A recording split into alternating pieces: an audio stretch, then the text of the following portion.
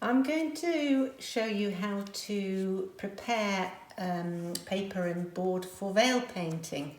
So the first thing you need is some good rough surfaced watercolour paper. I have Fabriano Artistico 300 grams. The heavier the paper, the better. And I'm going to start with a fairly small piece because it's easier to not be too big to begin with. So there are two sides to the paper, and if you have the side with the name on it, you'll know which is the front. But if you don't, it's sort of the smoother side that's the back. So I'm just going to wet quite well with just a sponge and water. I'm going to wet the back. Now, I don't wet the whole paper, front and back, otherwise the stretch is too strong and then it can tear away from the tape as it dries. So I put that on the board, and then I have some white parcel tape. Brown is just as good, and you have to make sure it's the right wetness just for the tape to get sticky. So I rub the sponge down the tape and then put about 1 centimetre of the tape across the paper, and make sure you have enough for it to go around the back of the board, because that helps it stay. And then just make sure that's well pressed down. And then we have to do that all around the board.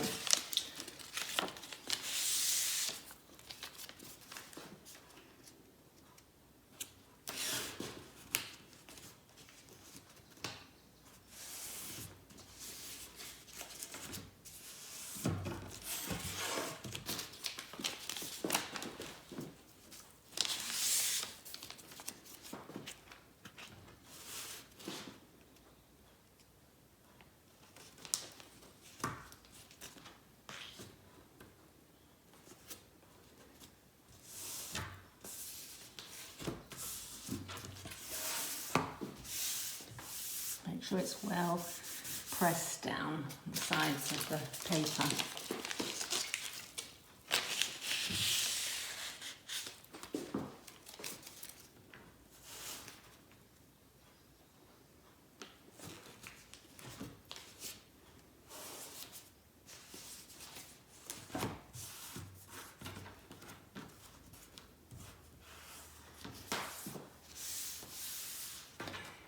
So now the paper is stretched, we just need to let it dry needs to get bone dry before we start to paint.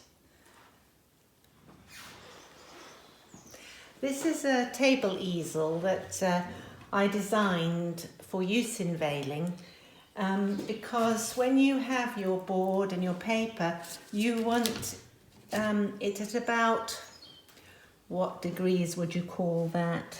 30 degrees angle. So it's very useful, obviously, to have an easel.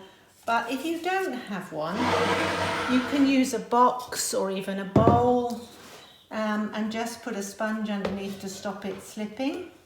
So you can still put it at that angle. So it's not necessarily, to have one of these easels. And then for veil painting, you need 2 glasses of water, one to wash your brush and the other for clean water. Mine's not particularly clean here. And I've made up some paint here. And you'll need a cloth, a brush and a piece of the same kind of paper for testing your colours on. I've also using Winsor & Newton Artist Watercolour, because for veiling, the paint really needs to be very finely ground. So you do need a good quality paint.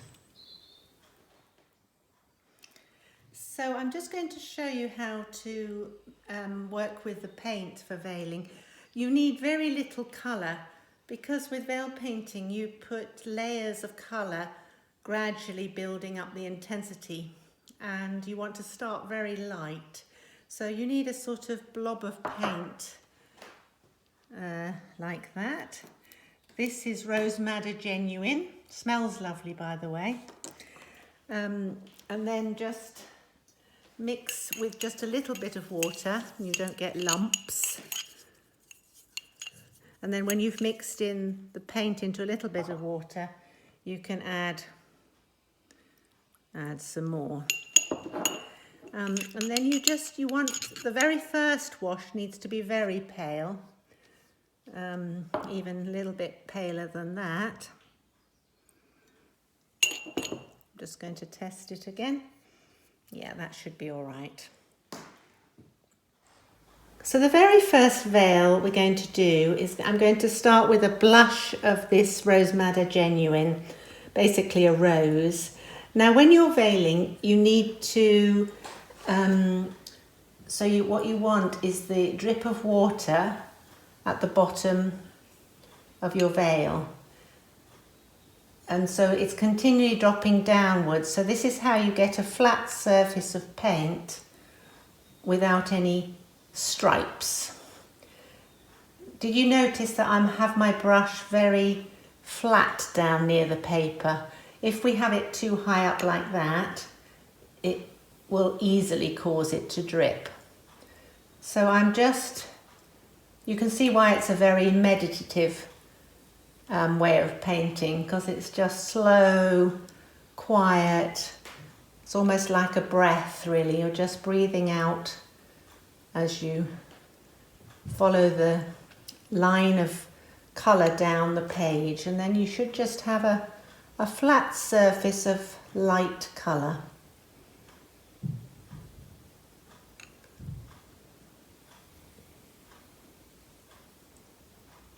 Now, if you had a bigger board, you may not be able to get right across, so it's all right to stop, and you can add paint.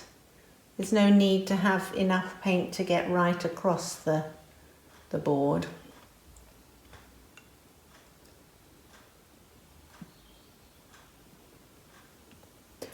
I was just worried that was going to drip, so I managed to catch the line to stop the drip. But later I'm going to show you what to do if you do get a run.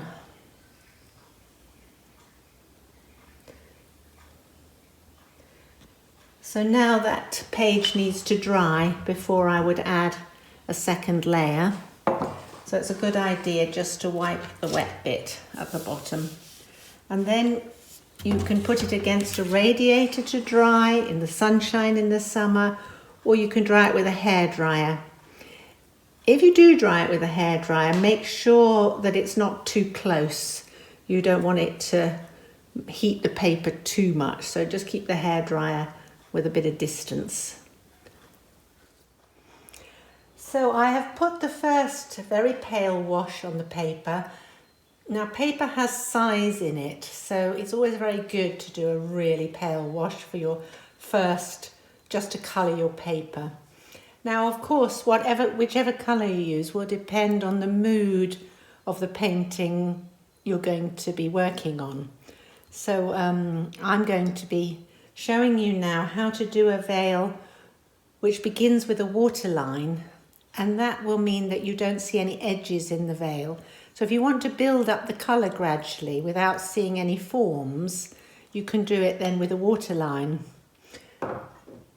So that means you begin your veil first with just a line of water, and then when you bring the colour in, you go quite well up into that waterline, and you'll see then that I don't have a line where I began the colour, so it just merges into the background. And then right now, because this is early on in the process. Oh, did you see me try to stop that dripping just then? It's having that awareness of what might be about to drip. But I'm now going to show you what to do if you do have a drip. So just to say again, I have my brush quite low down. Now that, if I sit there and talk to you now, that will drip. And you'll think, if you leave it like that, you're going to have that line there forever. So what you want to do is very quickly then cover all this part while it's still wet. So you don't worry about the other side. And then you can just turn your board and then complete this, having solved the drip problem.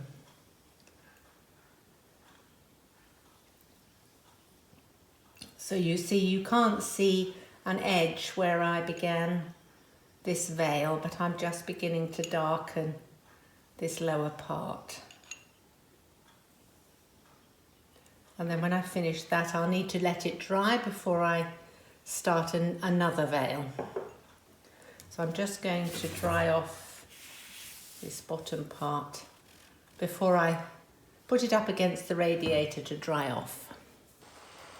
So I showed how to do a layer of colour with a waterline, and now I'm going to show you that if you want to have a line or an edge when you start,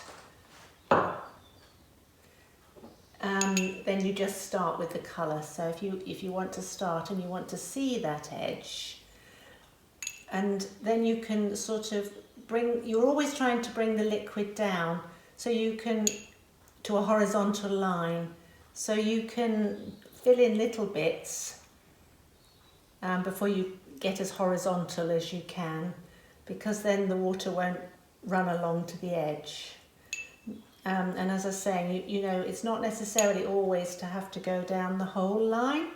You can do a little bit here and continue. Now, if I want to stop, so I don't want to go to the bottom, then I just take a bit of water, and so I'm going to lighten this.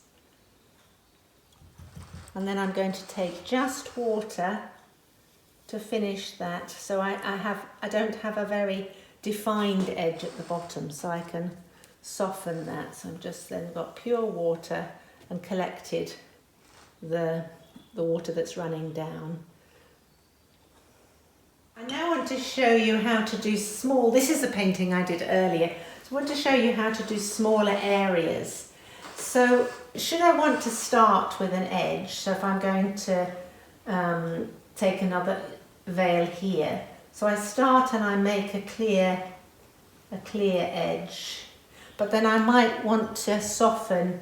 Say I just took a dry brush there just to soften that part, and then I can make whatever shape I like, and then I can finish. And to stop the edge, then I just take a dry brush, so I only see the edge clearly in the top line. So if I just do another smaller one, so I'm just going to,